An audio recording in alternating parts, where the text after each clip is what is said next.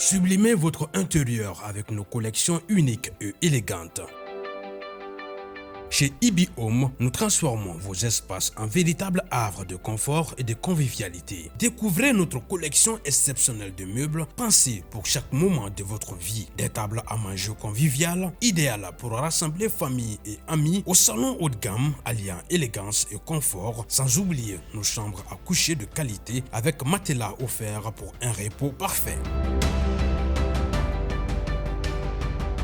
Explorez notre sélection de luminaires rares et uniques qui sublimeront vos espaces. Découvrez notre gamme de motos électriques, économiques, performantes et respectueuses de l'environnement, idéales pour vos trajets urbains en toute sérénité. Nos installations solaires vous garantissent l'indépendance énergétique tout en réduisant vos factures. Chez Ibi Home, profitez en ce moment de réductions allant jusqu'à 35% sur nos équipements solaires. Ce n'est pas tout, nous vous proposons également des options de paiement échelonnées pour encore plus de simplicité. Venez visiter notre showroom à l'ACI 2000, immeuble Ibi Group. Ibi Home, l'élégance, la mobilité et l'énergie au service de votre confort.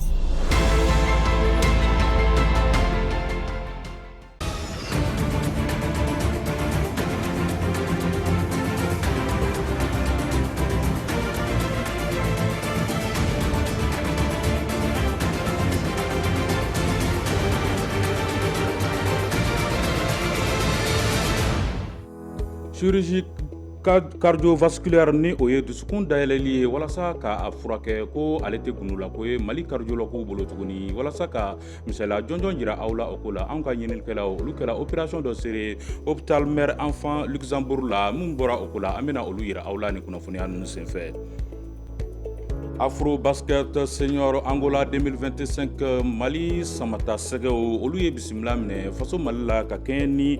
tarata don ye o ti kalo tile 26 san 2025 k'a daminɛ pankurujigi kɛnɛ na ka taa se Stade Mamadou Konate la fasodenw bɔra k'u ka nisɔndiyaw yira mun bɔra o ko la an ka ɲininikɛlaw bɛna caman ɲɛfɔ aw ye o ko la.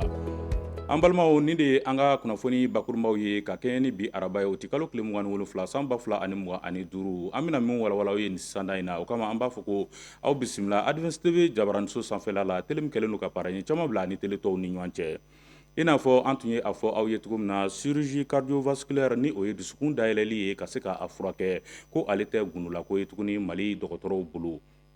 Walasa ka misaliya jɔnjɔn yira aw la o ko la lapitaniso min bɛ wele ko hôpital Mère Enfant Luxembourg olu ye musomanin dɔ san 13 ale ka opération kɛ. Anw ka ɲininikɛlaw olu kɛra a wale bɛɛ lajɛlen seere ye u ye minnu sɔrɔ a ko la Aissata Ba ale ni Mamadou Diallo olu bɛ o lakali an ye. Ni y'an ye Centre André Festock la Luxembourg kɛnɛyaso kɔnɔ u ka nin opéreliso in ale ɲɛmaaya bɛ Dr Baba Ibrahima Jara de bolo ale n'a ka kulu u bɛ ka u ka dɔnniya kɛ bogotiginin dɔ dusukun kan ka dusukun fara yɔrɔ min tiɲɛ bɛ ka o nɔrɔ bila. Donc on obligera ka valve in bɔ yen valve mitral k'o bɔ yen ka prothèse don au côté gauche la côté droite la on obligera ka anneau don valve dɔ bɛ ko valve tricuspide an y'o ta kɛ réparation de mais donc in ta on obligera k'o falen tellement que a valve kun tiɲɛnen don donc on obligera k'o falen donc intervention min don a bɛ kɛ yan nɔ routine de don an bolo parce que chaque jour bɛ a dɔ bɛ kɛ. Kabi san 2018 ni yɔrɔ in dayɛlɛ kuma u bɛ ka kabako dɔrɔn de kɛ dusukun furakɛli baaraw la yaasa ka se ka maliyɛnw bɔ kɔkan taga la. Opération kɔni a tila bɛɛ bɛ se ka kɛ yan nɔ ala barika la denmisɛnninw ta olu limite ye poids ko de ye cœur ouvert ninnu na an bɛ dan kilo 10 de la mais cœur fermé la hali denmisɛnnin kilo 5 ou bien kilo 6 a bɛ se ka opérer yan nɔ. Maintenant hali o yɛrɛ dugumana ninnu na cardiopathie dɔw bɛ yen nɔ o tɛ opérer centre bɛɛ la hali France yɛrɛ. Baara bɛ ka kɛ ka ɲa wa banabaatɔw bɛ kɔnɔli la halisa an bɛ don min na i ko bi banabaatɔ 6,000 olu de bɛ kɔnɔli la halisa Dr Jara ka fɔ la baara in fana n'a gɛlɛyaw don. Bon gɛlɛya min o ye prise en charge ko de ye tiɲɛna état bɛ k'an dɛmɛ état ye subvention dɔw ta prise en charge dɔw kɛ salon ɲinan fɛnɛ hakilina la u bɛna mɔgɔ dɔ wɛrɛw ta mais an bɛ halisa an bɛ plaidoyer kɛ pour que an ka se ka chirurgie ni an ka se ka don AMO la an ka subvention sɔrɔ kɛrɛnkɛrɛnnenya la a baara ka misɛn a charge ka bon fɛnɛ donc n y'a f'i ɲɛna cogo min na prothèse yɛrɛ gansan a bɛ miliyɔn bɔ donc maladie bɛɛ n'a ka fɛn de kiti de don usage unique do la fɛn bɛɛ ye usage unique. Fɛn min ye bi opereli ye min yɛrɛ sɛbɛkɔrɔ ɲana kosɛbɛ ale ye jigisigi baara ye min b'a yira k'a fɔ ko halisa ni fangaw farala ɲɔgɔn kan Mali furakɛli ale bɛ se ka taa yɔrɔ jan hali bi. An bɛ taa ni kunnafoniyaw ye kunnafoni nasira wɛrɛ la k'aw ladɔnniya k'a fɔ anw ka société kɔnɔna na furu ye fɛn ye min kɔni ni furuden b'a fɛ ka furu wagati min na ale bɛ a ŋaniya ta nka kuma dɔ la an ka sigi fɛnɛ bɛ furu wajibiya furuden ka yala wajibi don yalima maa min n'i b'a fɛ ka furu i bɛ wuli ka furu ko sigi sen kan nin jaabi ninnu ka se ka faamuyali caman sɔrɔ la anw ka ɲininikɛlaw olu ye wulikajɔw kɛ u ye mun sɔrɔ an ka jɛ k'an ɲɛmada o fɛ.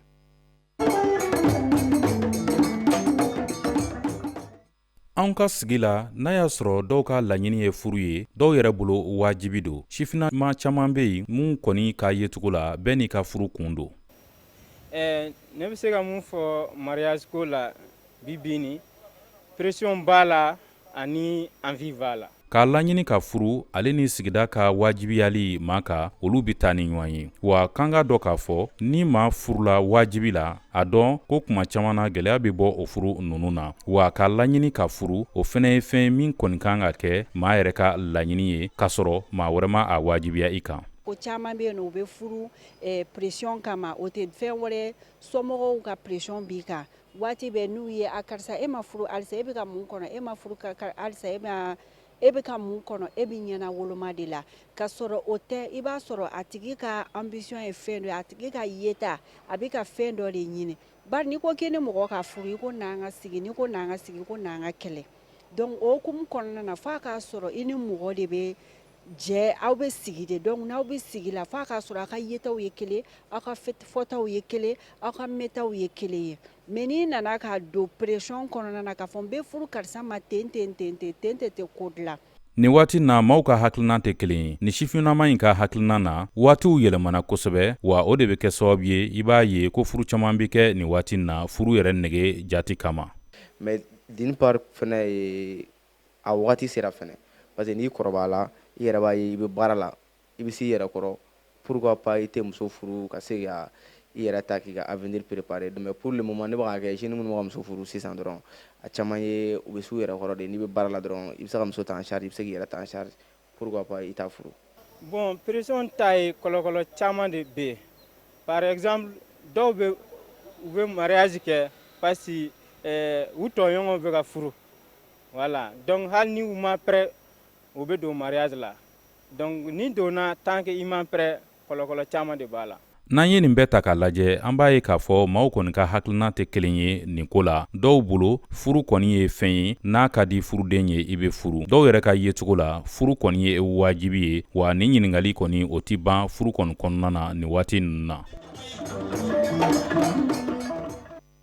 Ayiwa nin de bɛ taa ni an ye farikolo ɲɛnajɛ kunkan kibaruya la k'aw ladɔnniya k'a fɔ FIBA Afro Basket Senior Angola 2025 ale kɔni kuncɛra Mali samatasɛgɛ basketɛriw olu wulila ni jɔyɔrɔ filanan ni o ye vice champion d'Afrique ye ka kɛ ni kununko tarata ye sa o tɛ kalo tile 26 san 2025 min ye basketɛriw ye u ye wulikajɔ boloda ka na bisimila minɛ faso Mali la o hukumu kɔnɔna na fasodenw kɔni bɔra ka kɛ kulu ye k'aw kunbɛn kabiri pankuru jigi kɛnɛ na fo ka taa se Mamadu Konate la mun bɔra o ko la an ka cɛdenw olu tun bɛ kɛnɛ kan u ye mun sɔrɔ an ka jɛ k'an ɲɛmada o fɛ. Bonya bɛ Manden bonya masigi bɛ Manden o de hukumu kɔnɔ sa Mali samatasɛgɛw basket ko gun kan u kɛlen ka jɔyɔrɔ filanan sɔrɔ farafinawaniw ka kɛnɛba ka sa u seginni ka na ban Maliba kɔnɔ o kɔni kɛra ɲɛɲagara la koba ye k'a ta aéroport la fo ka na se stade Mamadu Konate la ni labɛnw sabatila walasa k'u bisimila ko ɲuman na an y'a ye k'a fɔ ko maaw bɔra kosɛbɛ o la nɛgɛ kanɲɛ 18 wagati sa vice champion d'Afrique kɔni minnu sen don Mamadu Konate kɔnɔna na o bɛ kɛ sababu ye ka nisɔndiyaba lase population ma n'o tun bɔra kosɛbɛ ka t'u bisimila maa fɔlɔ min yɛrɛ tun bɛ nin jama kofɔlen ɲɛma o bɛ tali kɛ ministre min ɲɛsinnen don sifinnakaw ni farikolo ɲɛnajɛ kow ma a n'a ka cakɛda maa caman fo ka taga se degeden karamɔgɔw ma basket ko gun kan baara tɔ bɛ na sinsin jamana jɔnjɔnba dalen o tɛmɛnen kɔ ni samatasɛgɛ 12 in bɛna yira maaw la kelen kelen. An nana an taara Coupe d'Afrique la franchement kubu tali kun ka d'an ye mais an ma se ka kubu ta mais an nana ni deuxième place médaille ka n'o yɛrɛ o la. Olu ka kɔrɔfɔ tɛmɛnen kɔ fédération malienne de basketball ɲɛmaaba n'o ye maître Jean-Claude Sidibé a fana bɛna ka nisɔndiya yira. J'étais heureux parce que la Côte d'Ivoire était une grosse équipe. La Côte d'Ivoire était finaliste il y a 4 ans. les finales tant contre la Tunisie il y a 4 ans. Donc, on a Côte d'Ivoire équipe badi, où il y a 2 mois de préparation de qui à l'extérieur. 2 mois, plus que nous. On a fait que 15 jours à l'extérieur. Donc, on a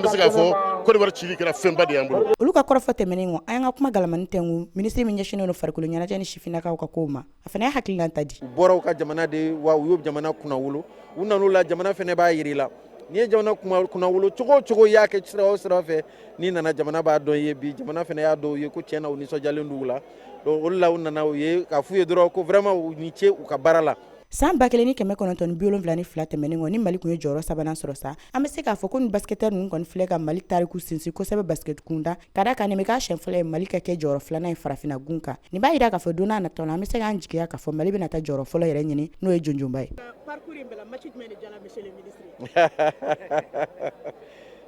Mali Côte d'Ivoire jara dɛ. An bɛ dugawu kɛ ni Ala sɔnna édition nata Mali n'a a ka jɔyɔrɔ fɔlɔ sɔrɔ Ala k'a kɛ ten. Nin de bɛ taa ni an ye jamana kɔkanko kibaruya kɛnɛ kan Aissata Ba ale ye wulikajɔ kɛ Mamadou Diallo bɛ olu lakali an ye. Côte d'Ivoire jamana kɔnɔna la maa 4 olu bɔnna u ni na ka sababu kɛ bamaciya wale dɔw ye kɛrɛnkɛrɛnnenya la Côte d'Ivoire ale ni Burkina dancɛ la. Côte d'Ivoire finitigilakaw ka ɲɛma Lassine Doumbia ale ka lasew kɔnɔ ale y'a yira k'a fɔ wulikajɔw bɛɛ lajɛlen sabatilen don pankuru ani kɛlɛkɛcɛw la duguma walasa ka se ka dankari kɛ ni bamaciya wale kɛbaga ninnu na. A yirala k'a fɔ k'a daminɛ kari ka na tɛnɛn su la Tehini dugu kɔnɔna la n'o bɛ Difita ale mara la ni waleya ninnu kɛra o yɔrɔ la. Maa 60 olu de tanyana Tchad dugu kɔnɔna la ka sababu kɛ korida bana ye. Minisiriso min sigilen don kɛnɛya kow kunna ale ye nin lase ninnu kɛ tɛnɛn tɛmɛlen. A yirala k'a fɔ a bɛ wagati jan bɔ ni bana kofɔlen a bɛ ka fanga sɔrɔ. Kɛrɛnkɛrɛnnenya la maa 938 olu de kɔni sɔmi kelen don olu de la k'a yira k'a fɔ korida bana a bɛ olu la kabini juillet kalo wagatiw la. O kɔfɛ maa 39 sinsin kɛra olu de ta kan k'a yira k'a fɔ olu kɔni kolera b'olu la n'o o lase kɛra UNICEF fɛ. O kama u ye lasew kɛ k'a yira k'a fɔ maa 80 denmisɛnnin kunda olu de bɛ yen nɔ kolera bana bɛ se ka minnu minɛ ni fɛɛrɛ ma kɛ kɛrɛnkɛrɛnnenya la samiya donda in na. Nigérakaw fɛ yen nɔ lakanabaliya o bɛ ka kɛ sababu ye muso caman bɛ ka to muso kɛlɛ la. A yirala k'a fɔ 100 sara la muso kelen ni bɛ to jiginni senfɛ Nigéria dugu kɔnɔna la. Ani fɛnɛ musakakow fo ka taa se Boko Haram ale ka bamaciya wale ni karogera walew ma o bɛ kɛ sababu ye maaw ka taganikasegin ni ko gɛlɛya. Hali n'o y'a sɔrɔ an bɛ don min na ko bi Nigéria jamana ɲɛmaaw u bɛ ka wulikajɔw sabati ka se ka fɛɛrɛ ɲini ninnu na. Kɛnɛya tigilamɔgɔw y'a yira k'a fɔ a ka gɛlɛn kosɛbɛ ka se ka maa ta ka fara olu kan ka d'a kan maa caman bɛ siran ka bɔ faaba kɔnɔ ka taa baara kɛ togodaw la ka sababu kɛ lakanabaliya ye.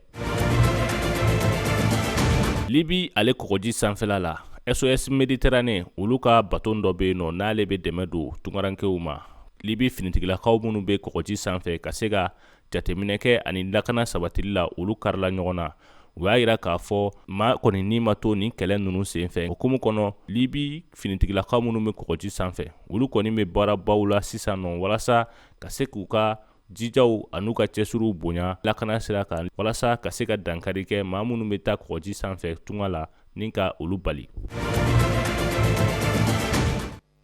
I n'a fɔ aw yɛrɛ y'a faamuya cogo min na nin de bɛ dan sigi an ka bi kunnafoniyaw la an bɛ aw fo ka waleɲuman dɔn Advance TV sugantili la ka se k'aw kunnafoniya ka ɲini aw fɛ aw ka to aw nɔ na ka sababu kɛ nɛgɛ kanɲɛ 19 tɛmɛlen ni saga 35 ye ani aw Astanso bɛna ɲɔgɔn sɔrɔ nanzarakan kɛnɛ kan an bɛ dugawu kɛ ko Ala ka Mali lata an ɲɛ.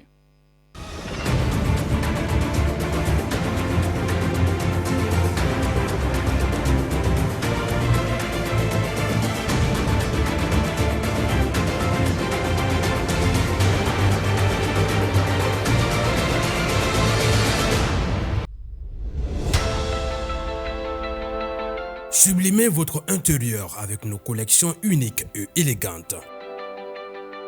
Chez Ibi Home, nous transformons vos espaces en véritables havres de confort et de convivialité. Découvrez notre collection exceptionnelle de meubles pensés pour chaque moment de votre vie. Des tables à manger conviviales, idéales pour rassembler famille et amis au salon haut de gamme, alliant élégance et confort, sans oublier nos chambres à coucher de qualité avec matelas offerts pour un repos parfait.